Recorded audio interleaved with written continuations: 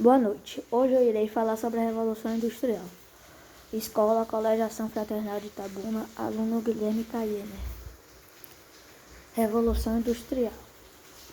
O que foi a primeira Revolução Industrial? A primeira Revolução Industrial surgiu na Inglaterra no final do século XVIII e início do século XIX, marcada principalmente pelo advento da máquina a vapor têxtil e locomotiva. Nesse período, a produção deixou de ser artesanal e passou a ser manufaturada, e a produção passou a ser em larga escala.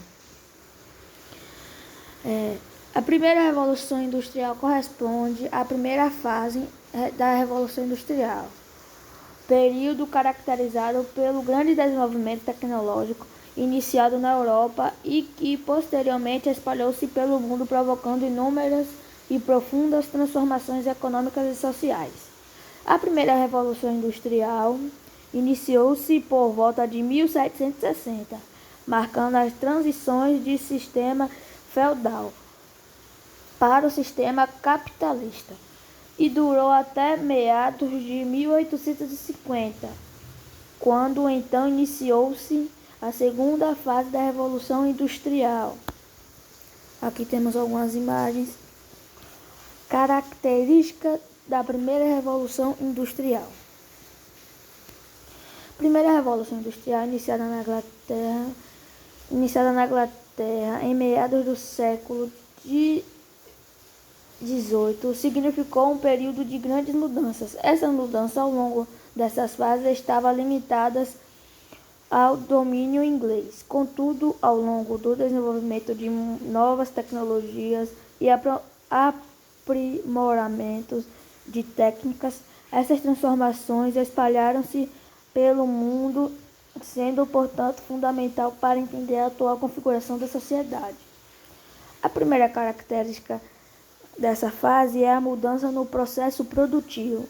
Anteriormente, o trabalho era feito por artesãos, mulheres, homens e crianças que desenvolviam suas casas ou em oficinas. Com a Revolução Industrial, esses trabalhos passou a ser desenvolvido em fábricas com utilização de máquinas. Antes, a execução do trabalho era feita manualmente. Demandava muito tempo, visto que os trabalhadores precisavam realizar todas as etapas do sistema produtivo. Com o avanço da tecnologia, foi possível desenvolver máquinas capazes de otimizar o tempo, possibilitar a produção em maior escala e, consequentemente, o aumento dos lucros. Nesse período passa a existir o que conhecemos por divisão de trabalho.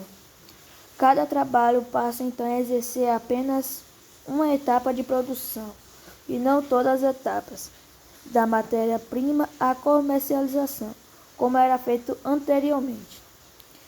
Surge também o trabalho assalariado, ou seja, o trabalhador que antes controlava o processo produtivo passava a ser um funcionário que recebe remuneração pela sua produção. Sendo assim, a mão de obra passava a ser vendida, significando o surgimento de novas relações de trabalho.